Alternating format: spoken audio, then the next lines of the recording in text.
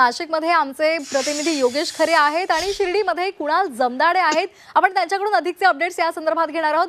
पहिल्यांदा आपण जाणार आहोत शिर्डीमध्ये कुणालकडे। कुणाल, कशा पद्धतीचं वातावरण पाहायला मिळतंय? कारण साई भक्तांनी तिथे गर्दी केलेली आहे। आज रामनवमीचा मुख्य उत्सव आहे। देशभरामध्ये भक्तिमय वातावरणामध्ये रामनवमीचा उत्सव साजरा केला जातोय। त्याच पद्धतीनं शिर्डीमध्ये देखील रामनवमीचा उत्सव दरवर्षी साजरा केला जातो। साईबाबा हयातीत असतानापासून शिर्डीमध्ये रामनवमी उत्सव साजरा केला जातो। 3 दिवसीय रामनवमी उत्सव असतो आणि या रामनवमी निमित्ताने लाखोंच्या संख्येने साई भक्त साईनगरीमध्ये मांदियाळी करत असतात। साईबाबांचं दर्शन घेण्यासाठी साई भक्त पायी पालख्या घेऊन देखील शिर्डीला येत असतात। त्यांचं सीमेवरच स्वागत केलं। यंदाचं हे 114वं वर्ष आहे आणि मोठ्या उत्साहामध्ये शिर्डीमध्ये रामनवमी साजरी होताना बघायला मिळत आहे। आपण आता साई मंदिराच्या ज्या दर्शन रांगा आहेत त्यामध्ये आहोत आणि आपण दृश्यामध्ये बघू शकतो हे जे दर्शन रांगा या मध्ये जे साई भक्त आहेत जे जवळपास पहाटे 2 ते 3 वाजल्यापासून या दर्शन रांगेमध्ये उभे आहेत आणि मोठ्या भक्तिभावाने भक्तिमय वातावरणात साईबाबांना रामाचं प्रतीक मानून शिर्डीमध्ये साई भक्त जे आहेत ते साईबाबांच्या दर्शनासाठी दाखल झाले आहेत। शिर्डीमध्ये 3 दिवसीय रामनवमी उत्सवाचं आयोजन साई संस्थान आणि शिर्डी ग्रामस्थांकडून केलं जातं। आज उत्सवाचा मुख्य दिवस आहे।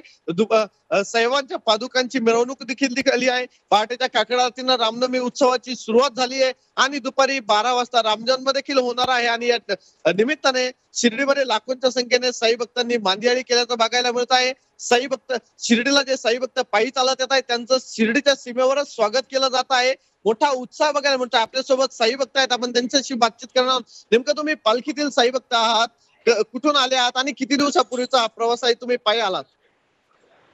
सायलीला लालबाग 11 दिवसाचा प्रवास। काल पालखीत दर्शन घेतलं, पुन्हा दर्शन घ्यायला आज आलो। रामनवमीच्या दिवशी तुम्ही शिर्डीला येतात, काय सांगाल, काय भावना? इथं मजा असते खरी सर्व साई भक्तांची शिर्डीमध्ये, म्हणून आम्ही आमचं सर्व सोडून इथे येतो। ओम साई। लाखोंच्या संख्येने पायी पालख्या शिर्डीमध्ये दाखल होतात। भक्तिमय वातावरण बघायला मिळत आहे। साई नामाचा जयघोष साईनगरीमध्ये सुरू आहे। मोठा उत्साह शिर्डीमध्ये बघायला मिळतो आहे।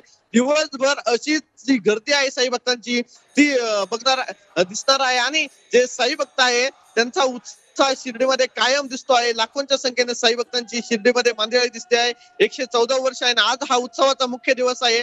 आज साई मंदिर साई भक्तांच्या सेवेसाठी रात्रभर खुलं ठेवण्याचा निर्णय देखील साई संस्थांच्या वतीने घेण्यात आला आहे। मोठा उत्साह शिर्डीमध्ये बघायला मिळतोय।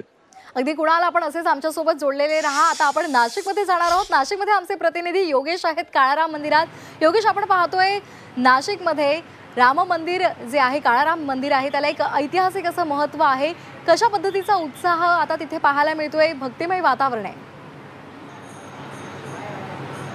कधी नव्हे ती पहाटेपासून गर्दी आपल्याला आज रामनवमी निमित्तानं काळाराम मंदिरात पाहायला मिळते। आपण बघू शकतोय की अक्षरशः मंदिराच्या बाहेर मोठ्या रांगा या ठिकाणी आहेत आणि लोकांच्या गर्दी उत्साह जो आहे तो आपल्याला या ठिकाणी दिसतोय। अनेक ठिकाणी जय श्रीरामाच्या घोषणा या सातत्यानं दिल्या जात आहेत।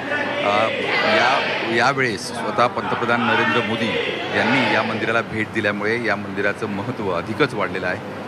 ऐतिहासिक महत्त्वासोबत या काळारामला बघण्यासाठी अनेक देशभरातून लोक या ठिकाणी येत असतात। आपण गोरा राम हा नेहमीच ऐकत असतो, मात्र काळारामाचा इतिहास समजून घेण्यासाठी लोक या ठिकाणी येतात आणि आज रामनवमीच्या निमित्तानं मोठ्या प्रमाणात गर्दी या ठिकाणी झाली। आज अनेक सांस्कृतिक कार्यक्रमांचं या ठिकाणी आयोजन करण्यात आलेलं आहे। गेल्या 8 दिवसांपासून राम महोत्सव जो आहे तो या ठिकाणी पार पडतोय। अनेक भजन कीर्तन, सुप्रसिद्ध गायक अजित कडकडे यांचा सुद्धा या ठिकाणी कार्यक्रम झालेला आहे। त्यामुळे एकूण जर आपण बघितलं तर मोठा उत्साह हा आठवडाभर आपल्याला पाहायला मिळतो। आज रामनवमी असली तरी या ठिकाणी रामाचा रथ हा काढला जात नाही, तो नंतर काढला जातो। मात्र या रामाचा रथ बघण्यासाठी अनेक जण गर्दी ही गोदा तटावर करत असतात। आपण बघू शकतो की किती मोठ्या प्रमाणात गर्दी ही या ठिकाणी जमलेली आहे। शिर्डीसोबतच नाशिकमध्ये सुद्धा वेगवेगळ्या मंदिरांमध्ये ही गर्दी आपल्याला पाहायला मिळते। काळारामाच्या मंदिरासोबतच गोरारामाचं पण मंदिर नाशिकमध्ये आहे। त्याचबरोबर तपोवनामध्ये श्रीरामाची 40-45 फुटी मूर्ती ही उभारण्यात आली आहे, त्या ठिकाणी सुद्धा मोठ्या प्रमाणात गर्दी आहे। त्यामुळे एकूणच उत्साहाचं वातावरण आपल्याला नाशिकमध्ये आज पाहायला मिळतंय, रामनगरीमध्ये पाहायला मिळतंय। अगदी धन्यवाद योगेश आणि कुणाल, आपण दिलेल्या या सविस्तर माहितीसाठी।